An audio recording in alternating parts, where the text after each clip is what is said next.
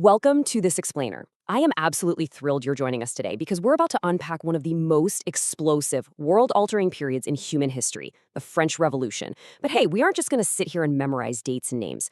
Our goal today is to really get into the intense building pressures, the social, political, and economic cracks that acted like a massive pressure cooker, ultimately igniting a revolution that changed the world forever. Let's dive in. It was the best of times, it was the worst of times, it was the age of wisdom, it was the age of foolishness.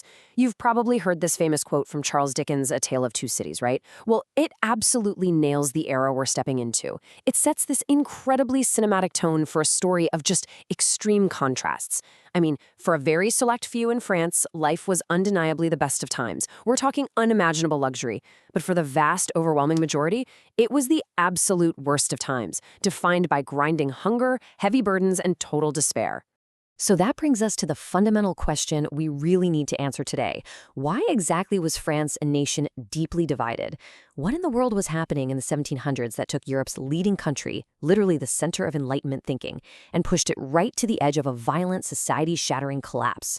Well, to figure that out, we have to look at the structural problems of 1770s France and kick off our pressure cooker narrative. Section 1. The Old Regime. Okay, so the old regime was basically this political and social system of feudalism that was just stubbornly clinging to life in France during the 1770s. It was this medieval class system that rigidly categorized every single person into one of three distinct social classes, which they called estates.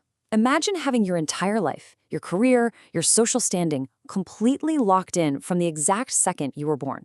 No upward mobility. You couldn't just choose your estate, you were born into it. And as we're going to see, this incredibly rigid, wildly outdated structure was the root cause of the massive inequality driving our whole story. The reality of the old regime was brilliantly captured in the political art of the time. You'd often see the Third Estate, which represented the common people, depicted literally on his hands and knees, in chains. And who's taking a free ride on his back? The First and Second Estates, the clergy and the nobility. It's such a powerful metaphor, right? It perfectly shows the central problem of the era. A crushing, exhausting burden placed entirely on the absolute bottom tier of society, while the top tiers just coasted along. And the demographic imbalance here is honestly just staggering. The First Estate, made up of the Catholic clergy, bishops, priests, guys like that, was a measly 1% of the population. The Second Estate, the rich nobles and aristocrats, made up just 2%. That means an overwhelming 97% of the entire population belonged to the Third Estate. A tiny, incredibly privileged fraction of the country effectively ruled over and dictated the lives of a vast, utterly powerless majority. The injustice really hits home when you crunch the numbers. The First Estate owned 10% of the land and paid very few taxes. The Second Estate, they owned 20% of the land and paid zero taxes, absolutely none. Meanwhile, put yourself in the shoes of the Third Estate. Imagine surrendering up to 50% of your hard-earned paycheck to the government, all while the richest citizens in the country pay practically nothing. Half of everything they earned was just gone. But, it's really important to understand that the Third Estate wasn't just poor, uneducated farmers. It actually included a highly influential group known as the bourgeoisie. These were the bankers, the merchants, lawyers, skilled workers. Honestly, they were the absolute engine of the French economy. They were highly educated, they were reading all the thrilling new political ideas of the Enlightenment, and they believed strongly that everyone should be equal. They were furious about their lack of rights, and alongside a few sympathetic nobles, they were starting to demand some major reforms to the French monarchy. Section 2. The Boiling Point. So what we have here is nothing short of a perfect storm. You've got those long-term issues, the absolute power of the monarchy, that deeply rigged social structure we just looked at, and Enlightenment philosophers literally telling people they deserve better. But then you throw in the immediate, rapidly escalating disasters. The economy is in a tailspin. High taxes are eating up profits. Worse, terrible harvests mean food supplies are incredibly short, leaving peasants starving with barely a penny left for those crushing taxes. On top of the whole shebang, the government owes massive amounts of money and is staring down absolute bankruptcy. And who's steering the ship through this terrifying storm? The incredibly weak, indecisive King Louis XVI.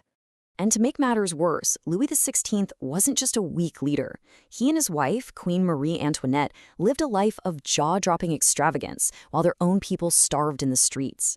She famously dropped absolute fortunes on towering, elaborate hairstyles and crazy luxury fashion. Now, Marie Antoinette was already deeply unpopular just because she was from Austria, which was France's longtime enemy, but her lavish spending habits became the stuff of legend. During the 1780s, while France is literally sinking deeper into debt, their spending practically doubled it. Things got so phenomenally bad that the banks simply refused to lend the government any more cash. The king had officially hit a brick wall. Section 3. Dawn of the Revolution. Okay, so by 1789, the financial crisis is so severe that King Louis XVI is forced to do something no French king had done in over 150 years. He actually calls a meeting of France's legislative body, the Estates General.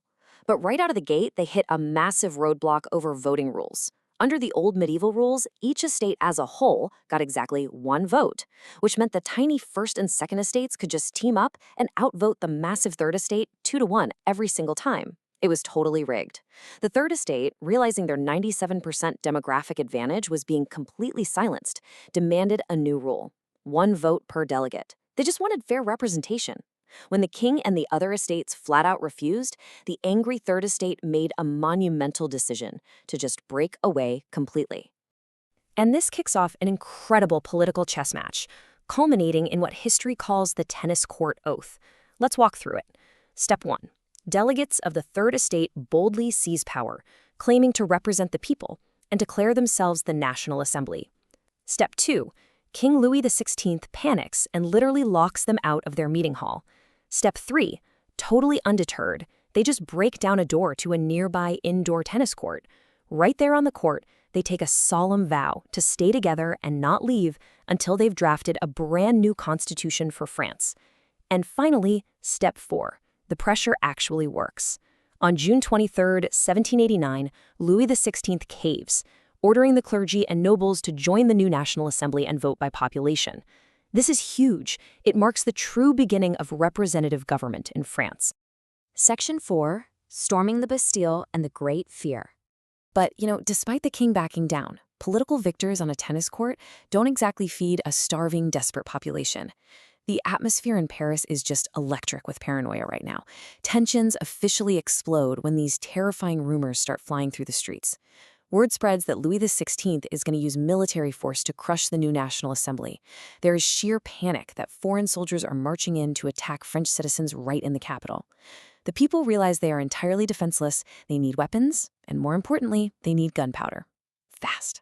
That paranoia finally boils over on July 14th, 1789. An angry, desperate mob swarms a Paris prison and armory known as the Bastille. They are there for one reason: to seize the gunpowder inside to defend their city. The battle that follows is fierce and completely chaotic. The mob overwhelms the fortress, and in a brutal display of raw, unrestrained energy, they literally cut off the head of the garrison leader who was defending it and parade his severed head through the streets of Paris on a pike. There was no going back now. The revolution had officially drawn blood. The fall of the Bastille acts like a spark in a powder keg, setting off this massive chain reaction known as the Great Fear. This wave of panic and violence rapidly engulfs the entire country. Out in the countryside, massive peasant uprisings break out. Angry mobs are breaking into nobles' homes, burning them to the ground, and physically tearing up the old legal documents that force them to pay feudal fees. And then, in late 1789, a mob of women, absolutely furious over the astronomically high price of bread, marches all the way from Paris to the king's palace at Versailles. They demand action to end the hunger, and they violently force King Louis and Queen Marie Antoinette to leave their luxurious palace and come back to Paris. In this massive, unbelievable shift of power, the monarchs effectively become prisoners of their own people. They would never see Versailles again. As we look back at the flames of the Bastille and the absolute ruins of the feudal system, I want to leave you with a final, lingering thought to reflect on. Just look at the numbers: the crushing taxes, the starvation, and the sheer refusal of those in power to share the burden. Was this massive, violent explosion the inevitable result of the old regime's crushing inequality? Is any society that builds itself on such a profoundly unfair foundation ultimately destined to shatter? It's a powerful question, and the events of the French Revolution give us a pretty dramatic answer. Thanks so much for joining me today on this explainer. Keep questioning, keep learning, and I'll catch you next time.